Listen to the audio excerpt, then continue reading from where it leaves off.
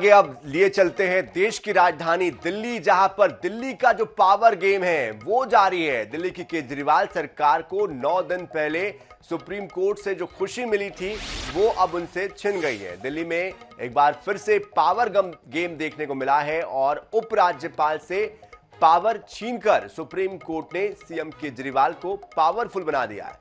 लेकिन जैसे ही CM Kejriwal powerful बने उसके बाद केंद्र सरकार ने शुक्रवार को अब दिल्ली सरकार के अधिकारों पर अध्यादेश जारी कर दिया है। अध्यादेश के मुताबिक दिल्ली में अधिकारियों के ट्रांसफर पोस्टिंग का आखिरी फैसला उपराज्यपाल के पास ही होगा, यानी कि उपराज्यपाल ही ये फैसला करेंगे कि किसका ट्रांसफर करना है, किसकी पोस्टिंग करनी है।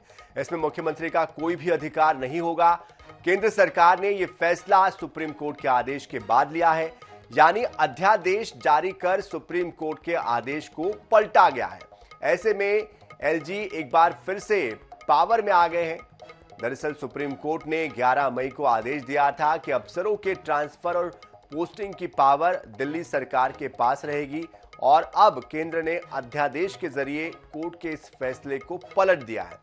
संसद में अब 6 महीने के अंदर इससे जुड़ा हुआ कानून बनाया जाएगा।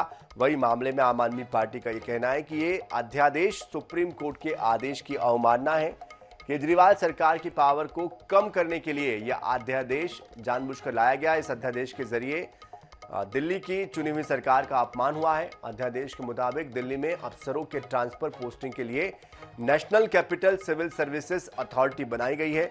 इसमें 3 सदस्य मुख्यमंत्री अरविंद केजरीवाल, दिल्ली के मुख्य सचिव और प्रमुख गृह सचिव होंगे। ये कमेटी बहुमत से फैसला करेगी और अब अकेले सीएम केजरीवाल कोई फैसला नहीं कर सकेंगे। अगर कमेटी के फैसले पर कोई विवाद उत्पन्न होता है तो अंतिम फैसला उपराज्यपाल का माना जाएगा। इस पूरे मामले को लेकर सियासत तेज है। आम आदमी पार्टी केंद्र को तानाशाह बता रही है, तो वही भाजपा ने इस अध्यादेश का स्वागत किया।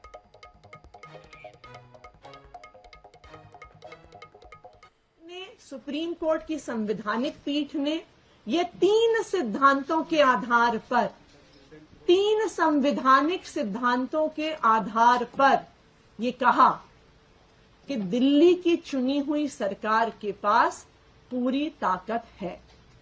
किस चीज की ताकत है? अफसरों की जवाबदेही की ताकत है, अफसरों की ट्रांसफर पोस्टिंग की ताकत है, भ्रष्ट अफसरों पर एक्शन लेने की ताकत है। सुप्रीम कोर्ट के इस आदेश का मतलब क्या हुआ, जिसे कहते हैं इन अ नटशेल, सुप्रीम कोर्ट के आदेश का मतलब यह हुआ कि अगर दिल्ली की जनता ने अरविंद केजरीवाल को चुन के भेजा है तो निर्णय लेने की ताकत अरविंद केजरीवाल के पास है। ये देश का संविधान कहता है। लेकिन केंद्र की सरकार से यह सहन नहीं हुआ, भारतीय जनता पार्टी से यह सहन नहीं हुआ और देश के प्रधानमंत्री नरेंद्र मोदी जी से यह सहन नहीं हुआ कि अरविंद केजरीवाल को सुप्रीम कोर्ट ने ताकत दे दी।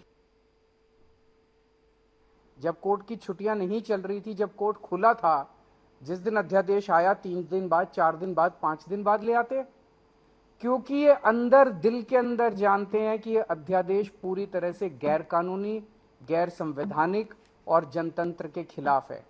इन्हें पूरी तरह से पता था कि अगर सुप्रीम कोर्ट के खुले होते हुए अगर ये अध्यादेश ले आते और हम अगर अगले दिन इसको सुप्रीम कोर्ट में चुनौती देते तो सुप्रीम कोर्ट में ये 5 मिनट भी अध्यादेश टिकने वाला नहीं था।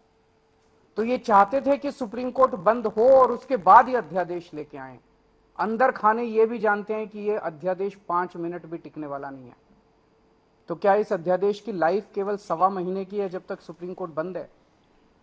1 जुलाई को सुप्रीम कोर्ट खुलेगा, हम इसको चैलेंज करेंगे सुप्रीम कोर्ट के अंदर और फिर सुप्रीम कोर्ट, हम जानते हैं कि ये भी जानते हैं, अंदर खाने ये भी जानते हैं कि इस अध्यादेश का क्या होगा।